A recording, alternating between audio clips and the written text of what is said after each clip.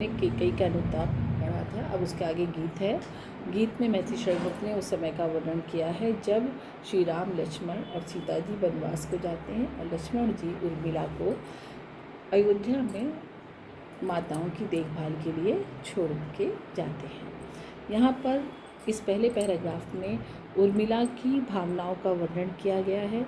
यहाँ पर उस मतलब शरद ऋतु का वर्णन है जब उर्मिला अपने भावनाओं को व्यक्त कर रही है।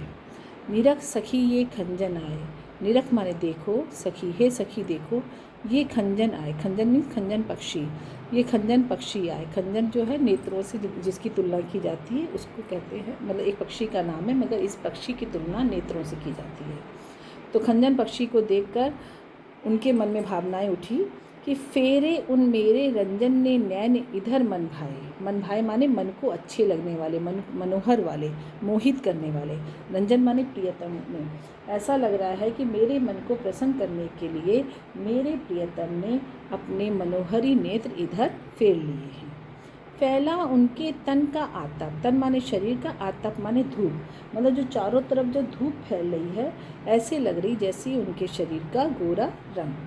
मन से सर सरसाए, सर मीन सरोवर, सरसाए माने प्रसन्नता की लहरें। और जो ये सरोवर दिखाई दे रहा है ऐसा प्रतीत हो रहा है कि जैसे उनका मन प्रसन्नता से भर गया है।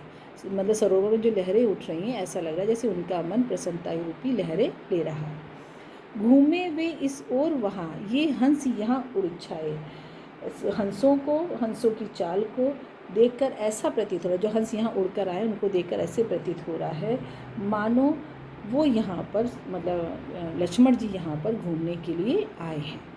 करके ध्यान आज इस जन का, जन मीन्स लोग होता है मगर यहाँ पर जन उर्मिला के लिए आया, उर्मिला अपने लिए कह रही है। का निश्चय वे मुस्कुराए, कि आज वो मेरा ध्यान करके निश्चय वे मुस्कुराए। फूल उठे हैं कमल, मतलब सरोवर में जो कमल के फूल खिल गए हैं, फूल उठे मतलब खिल गए हैं, जो कमल के फूल खिल गए हैं उस खिले हुए कमलों के फूल को देखकर वो कह रही हैं कि वो आज ज़रूर मेरी याद करके मुस्कुरा रहे हैं। अधर से यह बंदूक सुहाए, और ये जो बंदूक कहा गया है, एक लाल रंग का फूल होता है, उस लाल रंग के फूल को बंदूक कहा जाता है। तो वह ऐसे कह रहे हैं कि ऐसा लग रहा है मानो उनके जो होठ हैं, जो अधर हैं, वो बंदूक के समान दिखाई दे रहे हैं। स्वागत स्वागत शरद भाग्य से मैंने दर्शन पाए, हे शरद ऋतु तुम्हारा स्वागत है, क्योंकि तुम्हारे ही आने से मैंने किस्मत से अपने प्रियतम के दर्शन पाए हैं। नभ के ने मोती बारे, मोती कहते हैं ओस की बूंदों को, बारे माने निछावर करने, नभ माने आकाश। आकाश ने तुम्हारे स्वागत में, हे शरद ऋतु तुम्हारे स्वागत में अपने ओस की बूंदों को निछावर कर दिया। लो ये अश्रु, अश्रु माने आंसू, मेरे पास आंसू ही है जिसे मैं अर्ध रूप में भर लाई हूँ। अर्ध रूप माने पूजा के जल में, तुम्हारे स्वागत के लिए अपने आंसुओं को पूजा के जल के तौर पर तुम्हें अर्पित करती हूँ। ठीक है। नेक्स्ट पैराग्राफ, इस वाले पैराग्राफ में शिशिर ऋतु का वर्णन किया। शिशिर ऋतु क्या होता है? जाड़। शरद ऋतु के बाद जो कपकपाने वाली ठंडक आ जाती है, जिसमें दांत किटकिटाने लगते हैं, उस तरह की जो ठंडक आती है उसको कहते हैं शिशिर ऋतु। यहाँ पर उर्मिला जी क्या कहती हैं? उर्मिला जी शिशिर ऋतु में उनसे, शिशिर ऋतु से अपनी मन की बात कह रही हैं। शिशिर ना फिर गिरी वन में, हे शिशिर ऋतु तुम, गिरी माने पहाड़, वन माने जंगल, तुम पहाड़ और जंगल में मत घूमो। फिरी माने घूमो। जितना मांगे पतझड़ दूंगी मैं इस नंदन में, मतलब जितना तुम्हें चाहिए, अगर तुम्हें जितना पतझड़ चाहिए मैं तुम्हें दे दूंगी। निज माने अपने, नंदन माने जीवन रूपी वाटिका से, अपने जीवन रूपी वाटिका से तुम्हें, मतलब मैं अपने जीवन रूपी वाटिका से तुम्हें जितना भी पतझड़ चाहिए मैं तुम्हें दे दूंगी। कितना कंपन तुझे चाहिए, तुम मुझे ये बताओ कि तुम्हें कितना कंपन चाहिए। ले मेरे इस तन से, तुम मेरे इस तन से उस कंपन को ले सकती हो। सखी कह रही पंडुता का अभाव आनंद में, सखी कह रही कि हे सखी, मेरे सखी मुझसे कहती है कि पंडुता माने पीलापन का अभाव, आनंद माने मुख में। वो कह रही है कि अगर, मतलब मेरे मुख में इतना पीलापन आ गया है, मेरी सखी ये बतलाती है कि मैं अपने प्रियतम के दुख में पीली पड़ती जा रही हूँ, मेरा मुख पीला पड़ता जा रहा है। तो इसलिए हे शिशि ऋतु, अगर तुम्हें पीलापन की आवश्यकता है तो तुम मेरे मुख से पीलेपन को ले सकती हो। वीर, यहाँ पे वीर जो बोला गया वो शिशि ऋतु के लिए बोला गया। जमा दे नैन नीर यदि, नैन नीर माने, नैन माने नेत्र होते हैं, नीर माने पानी, ठीक है। तो आँखों का पानी या नैन का पानी क्या हुआ, आंसू। तो कह रहे नैन जमा दे नैन नीर, यानी कि तुम मेरे आंसुओं को जमा दो। मतलब जब ठंड इतनी ज़्यादा पड़ रही तो क्या हो रहा, पानी जम जाता है, ठीक है, पानी बर्फ़ बन जाता है। तो उसी के लिए कह रहे जो मेरे आंसू आ रहे हैं उसको तुम जमा दो। यदि तू मानस भाजन में, मानस माने मस्तिष्क रूपी, भाजन माने बर्तन में, तो मोती सा मैं अंकिंचना, तो मोती सा माने मोती के समान, मैं अंकिंचना माने निर्धनिया, निर्धनिया माने जो स्त्री निर्धन होती है जिसके पास कुछ नहीं होता है। तो कह रही मैं निर्धनिया रखूँ उसको मन में, मैं उसको अपने मन में संभाल कर रखूँगी। क्या कह रही है कि शिशि ऋतु से कह रही है, हे शिशि ऋतु, यदि तुम मेरे आंसुओं को मस्तिष्क रूपी बर्तन में जमा दोगी तो मैं उसको मोती के समान, मैं निर्धनिया उसको मोती के समान अपने मन में संभाल कर रखूँगी। हंसी गई, शिशि ऋतु से कह रही मेरे प्रियतम गए लक्ष्मण जी वन को तो मेरी हंसी चली गई, रो भी ना सकूं मैं अपने इस जीवन में। अब तुम आ गए हो और तुम क्या कर रहे हो, आंसू को मेरे जमा दे रहे हो। तो मैं इस जीवन में रो भी नहीं सकती, ना हंस सकती हूँ और ना रो सकती हूँ। तो उत्कंठा है, उत्कंठा माने आतुरता। तो मुझे ये आतुरता है कि देखूं फिर क्या हो भाव भुवन में।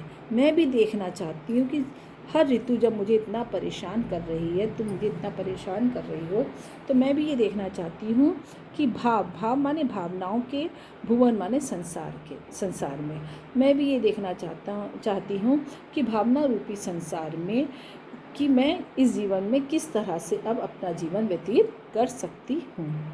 ठीक, नेक्स्ट पैराग्राफ। इस पैराग्राफ के अंदर क्या है, बसंत ऋतु का समय है और यहाँ पर इन लोगों, इनका जो है क्या कहते हैं, बसंत ऋतु में क्या होता है, चारों तरफ फूल ही फूल खिल जाते हैं, ठीक है। तो यहाँ पर ये क्या कहते हैं, उर्मिला जो है बसंत ऋतु के देवता कामदेव से अपने मन की बात कह रही है। फूल मत मारो, कह रही है कि हे कामदेव, तुम मुझे अपने फूलों से, सौंदर्य रूपी फूलों से घायल मत करो, मुझे फूल मत मारो। मैं अबला बाला वियोगनी, कुछ तो दया विचारो। हे कामदेव, मैं अबला बाला माने निर्बल स्त्री हूँ, वियोगनी हूँ, वियोगनी माने अपने पति से बिछड़ी हुई, वियोग में डूबी हुई, वियोग व्यथित हूँ। कुछ तो मुझ पर दया करो, कुछ तो मेरे दया करने का विचार करो। होकर मधु के मीत माने बसंत के मित्र, मदन माने कामदेव, पटु माने चतुर, तुम कटु माने करवा, गरल माने जहर, निगारो माने होता है निकालना। तो हे बसंत के मित्र कामदेव, तुम चालाकी से अपने सौंदर्य रूपी कड़वे जहर को मेरे ऊपर मत निकालो। मुझे विकलता तुम्हें विफलता, ठहरो शम परिहारो। विकलता माने व्याकुलता, विफलता माने जिसको सफलता नहीं मिलती है, अपने काम में कामयाब नहीं होता, उसको कहते हैं विफलता। ठहरो, श्रम परिहारो माने दूर करो, अपने श्रम को दूर करो। नहीं भोगनी यह मैं कोई, भोगनी माने भोग में लिप्सा, भोग में लिप्त होता है या लिप्सा भी कह सकते हैं, ठीक है। जो तुम जाल पसारो, जो तुम जाल फैला रहे हो, तो तुम ये मत सोचो कि मैं भोग में लिप्त होने वाली और भोग लिप्सा हूँ। तो यहाँ पर उर्मिला क्या कहती हैं, बसंत से कहती हैं कि हे बसंत ऋतु, तुम अपनी चतुरता से जो कड़वा जहर मुझ पे निकाल रहे हो, तो इस जाल को जो तुमने फैला दिया है उससे मुझे व्याकुलता तो होगी, मगर तुम्हें विफलता ही मिलेगी, तुम सफल नहीं हो पाओगे मुझे परेशान करने में। ठहरो, तुम ये मत समझो कि मैं भोग लिप्सा हूँ, भोग में लिप्त हूँ, बल्कि तुम थक जाओगी मुझे परेशान करते करते, इसलिए तुम रुको और अपनी थकान को दूर करो। बल हो तो सिंदूर बिंदु यह, हर नेत निहारो माने देखो। अगर तुम में ताकत है, मतलब मैं सती हूँ, मैं अपने प्रियतम की ही पत्नी हूँ, मैं अपने प्रियतम की पत्नी हूँ, इसलिए अगर तुम में बल है तो मेरी सिंदूर वाली बिंदी जो मेरे माथे पे लगी है इसको निहारो, इसको देखो।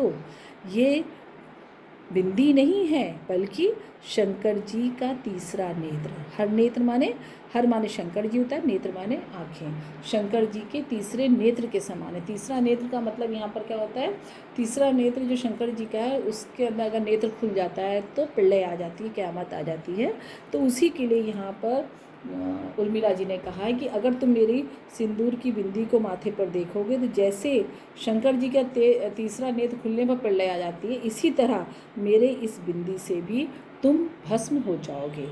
इसकी एक कहानी है शंकर जी के तीसरे नेत्र की, कि जब शंकर जी ने तीसरा नेत्र खोला था उस समय कामदेव जी ने जब इनको सौंदर्य वाला बाण मारा था, तो कामदेव जी मतलब जब मारा था, बहुत लंबी स्टोरी में हम थोड़ी सी बता दे रहे हैं कि कामदेव जी ने जब इनको शंकर जी को बाण मारा था सौंदर्य वाला, तो शंकर जी का तीसरा नेत्र खुल गया था। उस नेत्र से क्या हुआ, उस नेत्र की ज्वाला से कामदेव जी भस्म हो गए थे। तो उसी के लिए वो कहना, मतलब वही चीज़ वो उनको समझाना चाह रही हैं कि जिस तरह शंकर जी के तीसरे नेत्र से आप भस्म हो गए थे, अगर आप मेरी सिंदूर की बिंदी को माथे पर देखोगे तो आप उससे भी जल जाओगे, समाप्त हो जाओगे। अब आगे देखो, रूप दर्प कंदर्प तुम्हें तो मेरे पति पर वारो। तुम्हें अपने रूप पर, दर्प माने घमंड है, कंदर्प माने कामदेव। हे कामदेव, तुम्हें अपनी सुंदरता पर घमंड है, तुम्हें तो मेरे पति पे वारो। तुम्हारी जैसी सुंदरता को तो मैं अपने पति के ऊपर निछावर करती हूँ, मेरे पति तो तुमसे बहुत सुंदर हैं। लो यह मेरी चरण धूली उस रति के सिर पर धारो।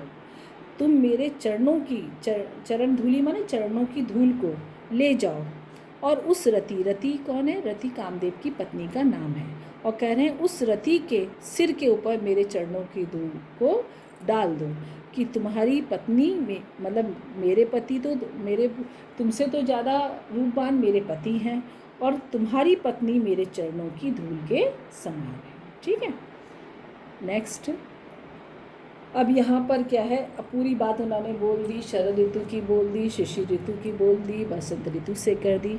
अब भी उनका मन शांत नहीं हुआ तो वो अपने मन की और दूसरी कल्पनाएं क्या कहती हैं। यही आता है इस मन में, छोड़ धाम धन आकर मैं भी रहूं उसी मन में। यही मेरे मन में आता है कि मैं अपने धाम माने घर को, धन माने संपूर्ण वैभव, मैं अपने घर को, राजमहल को और संपूर्ण धन को, वैभव को छोड़कर उसी वन में आकर रह लूँ। प्रिय के व्रत में विघ्न ना डालूं, रहूं निकट भी दूर। कह रहे हैं कि जो मेरे प्रिय है, प्रियतम यानी कि लक्ष्मण जी के व्रत में, जो उन्होंने व्रत ले लिया कि अपने भाई की सेवा करूंगा, तो उनकी उस व्रत में मैं विघ्न माने बाधा नहीं डालूंगी, रहूं निकट भी दूर। मतलब मैं उनके पास भी रहूंगी मगर उनसे दूर रहूंगी, मतलब उनके सामने नहीं आऊंगी। ठीक है, व्यथा माने विरह व्यथा, मतलब मैं वियोग में डूबी रहूंगी, मैं उनसे बिछड़ी रहूंगी, पर साथ साथ ही समाधान भरपूर।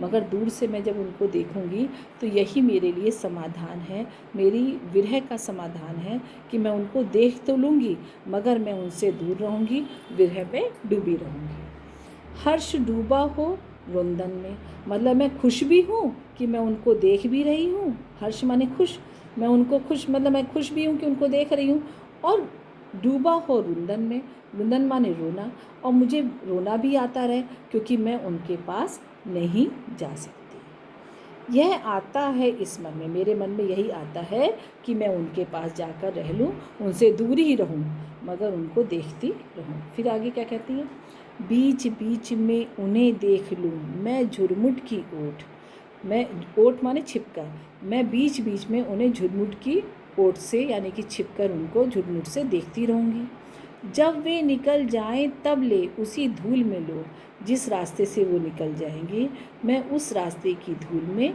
लेट जाऊंगी। रहे रत वे निज साधन में, रत माने डूबे रहें, निज साधन माने साधना, जो उन्होंने साधना या व्रत ले रखा यानी कि अपने भाई की सेवा करने का, वनवास में उनका साथ देने का।